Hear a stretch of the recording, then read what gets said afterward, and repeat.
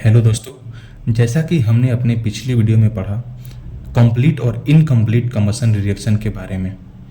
इस चैप्टर का जो नेक्स्ट टॉपिक है वो है stoichiometry of fuel and oxidizer, जिसमें हम सीखेंगे कि स्टोइकोमेट्री का एक्चुअल मीनिंग क्या होता है। और दोस्तों, आप लोग फ्यूल और ऑक्सीडाइजर के बारे में तो जानते ही होंगे।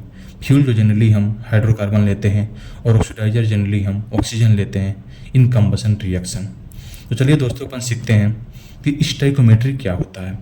तो stoichiometry is the quantitative relationship between the reactants and products in a chemical reaction.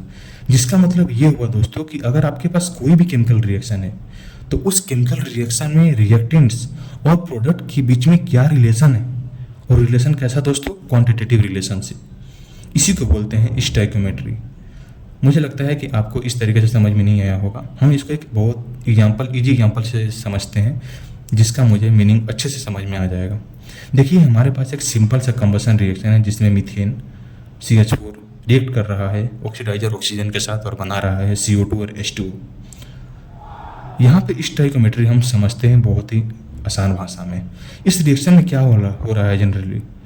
इस रिएक्शन में 1 मोल CH4 रिएक्ट कर रहा है 2 मोल O2 के साथ और प्रोड्यूस कर रहा है 1 मोल CO2 और 2 मोल H2O। आप देख सकते हैं दोस्तों, इस रिएक्शन में 1 मोल CH4 रिएक्ट कर रहा है 2 मोल O2 के साथ और बना रहा है 1 मोल CO2 और 2 मोल H2O। तो यहाँ पे 1:2:1:2 जो कि 1:2:1:2 ये क्या है? स्टोइकोमेट्रिक रिलेशनशिप है। यानी दोस्तों, किसी भी रिएक्शन के अंदर स्टोइकोमेट्री का मतलब कुछ और नहीं बल्कि जो भी रिएक्टेंट्स या प्रोडक्ट्स होते हैं इससे पहले लगने वाले ये क्वांटिटेटिव जो वैल्यू होता है यही होता है स्टोइकोमेट्री। इस टॉपिक के अंदर एक छोटा सा टर्म है जो है स्टोइकोमेट्रिक एयर फ्यूल रेशियो, जिसके ऊपर बेस्ड न्यूमेरिकल्स भी हैं दोस्तों जो हम देखेंगे।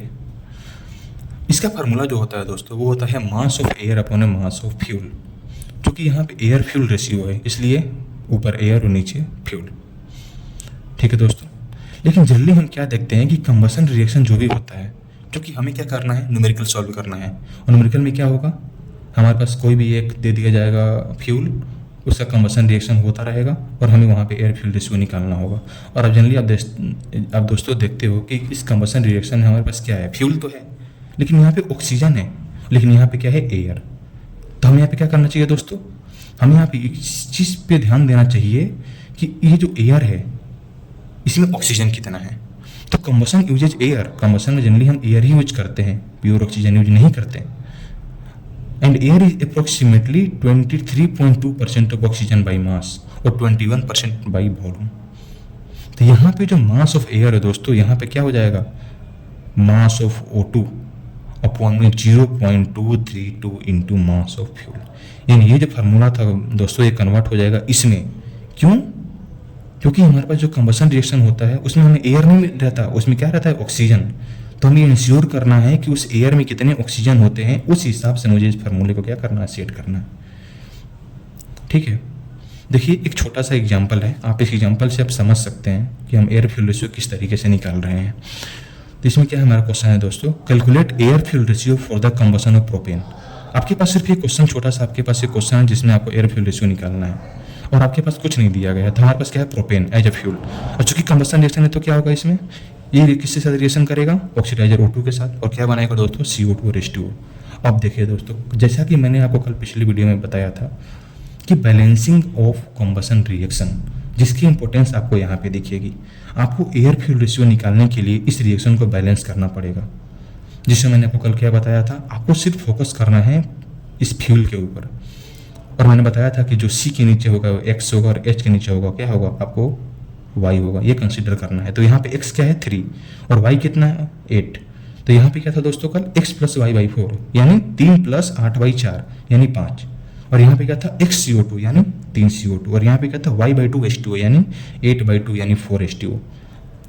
आप इस रिलेशन को बैलेंस कर लिए, अब आप आसानी से एयर फ्यूल रेशियो निकाल सकते हो, जिसमें क्या होता है? Air fuel ratio is equal to mass of O2 upon 0.232 into mass of fuel. तो यहाँ पे मास ऑफ O2 कितना हो जाएगा? तो O2 का मास होता है 32, जो कि 5 मोल है तो 5 × 32। नीचे 0.232 इंटू मास ऑफ फ्यूल आप देख सकते हैं यहाँ से इसका मास, मोलिकुलर मास निकाल सकते हैं, आपने यहाँ पे रख देना है और यहाँ से आप निकाल सकते हो रेशियो, जो कि 15.67 आएगा इसको सोल्व करने पे। तो इसका रेशियो कितना हो जाएगा दोस्तों, 15.67:1। ये हो गया हमारे पास एयर फ्यूल रेशियो, जिसमें आप छोटा सा न्यूमेरिकल आप इस टॉपिक में देखें। इसके बाद दोस्तों हम अपने अगले वीडियो में नेक्स्ट टॉपिक के बारे में पढ़ेंगे, जो कि है theoretical and excess air concept, जो हमारा नेक्स्ट टॉपिक रहेगा। थैंक यू दोस्तों, जय हिंद।